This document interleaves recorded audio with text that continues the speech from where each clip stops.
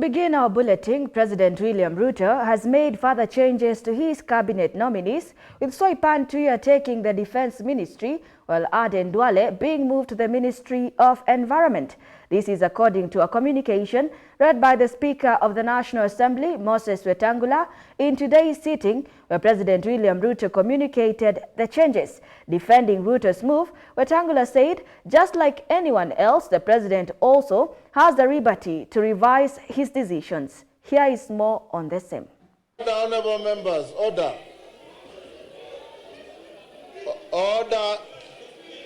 Order. The August House has today witnessed a charge debate following the swapping of previously nominated cabinet secretaries responsible for Ministry of Defense and Environment.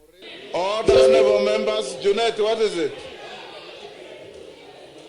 According to the list of nominees from the Executive Office of the President, as read by the Speaker of National Assembly, Honorable Moses Wetangula, Soipan will be taking the Defense Ministry, while Duale will be moving to the Ministry of Environment. Honorable Roslinda Soipan Tuya EGH, Cabinet Secretary, Ministry of Defense. Honorable Duale EGH, Cabinet Secretary, Ministry of Environment, Climate Change and Forestry. They normally say in Parliament, what you communicate is what is communicated and that is what is final. But I'm not sure whether this list is the same one, Mr. Speaker. We cannot change your records in Parliament, but we are really in doubt whether this is the real one. But we shall wait. The charged-up members of Parliament, however, had different opinions following the move by the President, with other members questioning the legality of nominating previously dismissed cabinet secretaries. Mr. Speaker, having said that, Mr. Speaker, I want to speak on this matter and say this. Mr. Speaker, this time and this period in Parliament, Mr. Speaker, I want to tell members, my colleagues, that vetting of this CSS is not going to be business as usual. This time, Mr. Speaker,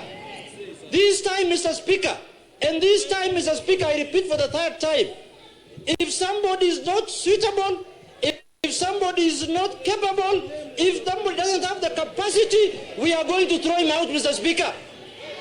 Well, I would like you, Mr. Speaker, to confirm, indeed, that what you've read is actually what was communicated by the head of state. I was asking, is it in order to vet those CSs who have been vetted before, Mr. Speaker? Lastly, Mr. Speaker, in the same house and the same parliament to vet the CSs for the second time.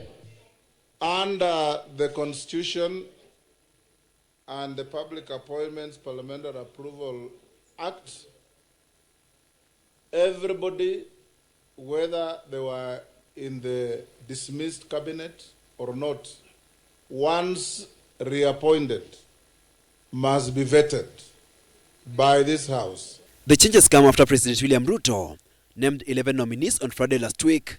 The nominees have been referred to Committee on Appointments, which is expected to vet and table a report of the nominees within 28 days. The 11 nominees now await vetting by the National Assembly.